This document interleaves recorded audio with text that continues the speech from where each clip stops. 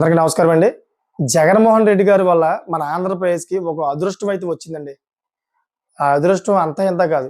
జగన్మోహన్ రెడ్డి గారు చేయడం వల్లే ఈరోజు ఆంధ్ర ప్రజలందరికి కూడా అదృష్టం వచ్చిందది.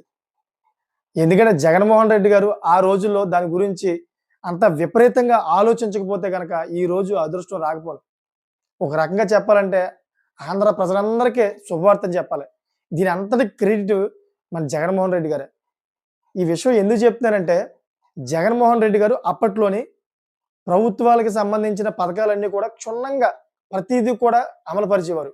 విద్యా సంస్థల గురించేమో అమ్మఒడి అని, ఆటో డ్రైవర్‌లకి నెల నెలకి 10,000 అదేవిధంగా చేపలు పట్టుకున్న వాళ్ళకి కూడా 10,000 అందరికీ ఏ వృత్తి చేస్తే ఆ వృత్తోళ్ళు అందరూ కూడా ప్రతి సంవత్సరం ఎవ్రీ ఇయర్ ఆళ్ళకి 10,000, 10,000 చొప్పున 45 సంవత్సరాలు నిండిన మహిళలకు 18,000 అని చెప్పేసి ఇలా ఇచ్చుకుంటూ వచ్చేవాడనమాట.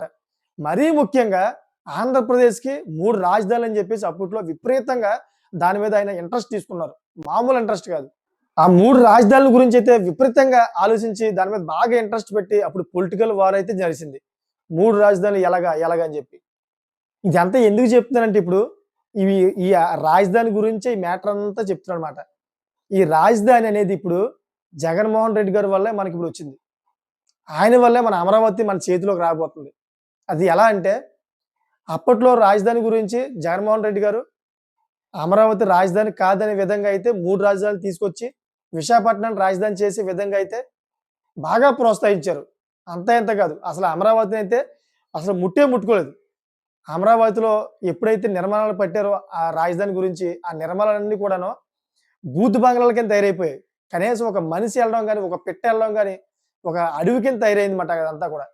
కానీ అలా చేయడం వల్లే ఈరోజు అమరావతికి అదృష్టం పట్టింది జగన్మోహన్ రెడ్డి గారి వల్ల. ఎందుకంటే అక్కడ ఉన్నటువంటి రైతులందరూ కూడా కూటమి పెద్దల్ని వేడుకున్నారు. కూటమి పెద్దల దగ్గరికెళ్ళి చెప్పారన్నమాట ఒక విషయం. అయ్యా! మీరు రాజకీయ నాయకులు వస్తా ఉంటారు, వెళ్తా ఉంటారు. మేము ఎన్నో దశాబ్దాల నుంచి ఇక్కడే ఉన్నాం. మా పొలాల్ని, మా పంట భూముల్ని అమరావతి రాజధాని కోసమైతే మేమిచ్చాం.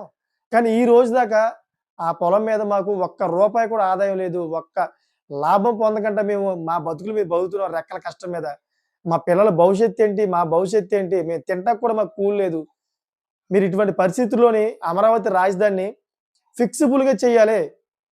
రేపొద్దున ఏ ముఖ్యమంత్రి వచ్చినా గాని దాన్ని టచ్ చేసే అధికారం లేకుండా ఒక గెజిట్ నోటిఫికేషన్ కావాలని చెప్పి అమరావతి రాజధానిలో కూటమి పెద్దలతో అడిగారంట. కూటమి పెద్దలు కూడా ఆలోచించి ఇది కరెక్టే కదా! ఇలా చేయడం వల్ల రేపన్న రోజు ఎవరైనా వస్తే గనక మళ్ళీ దీన్ని టచ్ చేయలేరు కదా! మనం మాట్లాడదాం బీజేపీ పెద్దలతో మాట్లాడదామని వెంటనే బీజేపీ పెద్దల దగ్గరికెళ్ళి మాట్లాడడం జరిగింది. అయితే బీజేపీ పెద్దలు మాత్రం ఫస్ట్‌లో ససేమిరా ఒప్పుకోలేదు. అరే! అదెలా అవుతది? మన భారతదేశంలో ఏ రాష్ట్రానికి కూడా ఇటువంటి ఫిక్స్ గెజిట్ నోటిఫికేషన్ అయితే ఇవ్వలేదు. ఇదే రాజధాని దీన్ని మార్చడానికి వీల్లేదని చెప్పేసి ఇప్పటిదాకా అయితే ఎవరికీ నోటిఫికేషన్ విడుదల అవ్వలేదు. కేంద్ర ప్రభుత్వం ఎవరికీ అటువంటి సిట్యుయేషన్‌లో ఇవ్వలేదు. మరి మీకెలా ఇస్తారని చెప్పి ఫస్ట్‌లో అయితే ససేమిరా ఆయన ఒప్పుకోలా. కానీ కూటమి పెద్దలు ఒప్పించారు. ఏ విధంగా అంటే సార్ ఇది జరిగింది. గత ప్రభుత్వంలో 3 రాజధానులని చెప్పి 3 రాజధానులు చేశారు. అయితే విశాఖపట్నాన్ని ఆల్రెడీ డెవలప్ అయింది. అయినా గాని దాన్ని రాజధానిని క్రియేట్ చేశారు.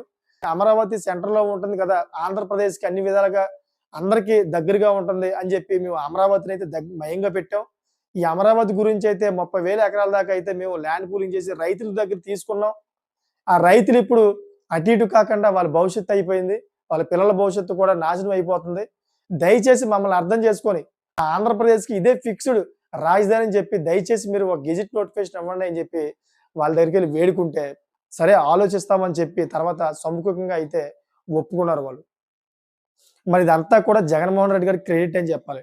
జగన్మోహన్ రెడ్డి గారు అప్పట్లో 3 రాజధానులే అమరావతి మన రాజధాని కాదు అని చెప్పి అప్పట్లో అనకపోతే గనక ఈరోజు ఈ రాజధాని గురించైతే ఎవరు ప్రస్తావన లేకపోదురు.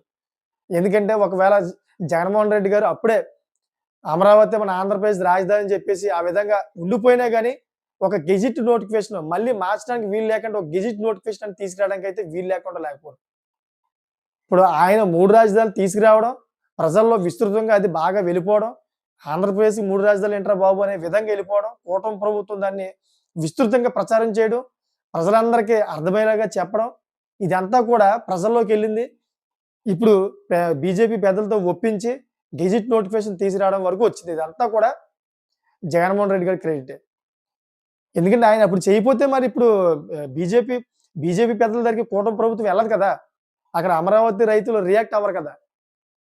కానీ ఈ గెజిట్ నోటిఫికేషన్ అనేది ఎలా క్రియేట్ అవుతుందంటే, మన ఆంధ్రప్రదేశ్ మంత్రి మండలి దగ్గర ఈ నోటిఫికేషన్ క్రియేట్ చేస్తారు. క్రియేట్ చేసిన తర్వాత దాన్నేమో ఢిల్లీ పెద్దల దగ్గరికి తీసుకెళ్తారు. లోక్‌సభ దగ్గరికి. లోక్‌సభలో బిల్లు పాస్ అయిన తర్వాత దాన్ని రాష్ట్రపతి దగ్గరికి తీసుకెళ్తారు. రాష్ట్రపతి దగ్గర ఆ బిల్లు ఆమోదం అయిన తర్వాత ఆ బిల్లు గెజిట్ నోటిఫికేషన్ అనేది విడుదల చేస్తారు అక్కడి నుంచి.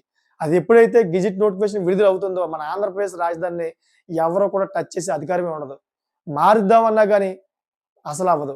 రేపొద్దున నాకు 175 సీట్లొచ్చినాయి. నాకు 150 సీట్లొచ్చినాయి. నేను మార్చేస్తా అంటే కుదరదు. ఎందుకంటే కేంద్ర ప్రభుత్వం చట్ట ప్రకారంగా ఒక గెజిట్ నోటిఫికేషన్ విడుదల చేసిన తర్వాత దాన్ని మార్చాలంటే మళ్ళీ చాలా పెద్ద ప్రాసెస్ ఉంటది. చాలా పెద్ద ఒప్పందాలుంటాయి. మళ్ళీ పెద్దల సభలో పెట్టాలి బిల్లు. మళ్ళీ చాలా పెద్ద ప్రాసెస్ ఉంటది. దానికి విపక్షాలు కూడా ఒప్పుకోవాలి. చాలా పెద్ద ప్రాసెస్ ఉంటదన్నమాట.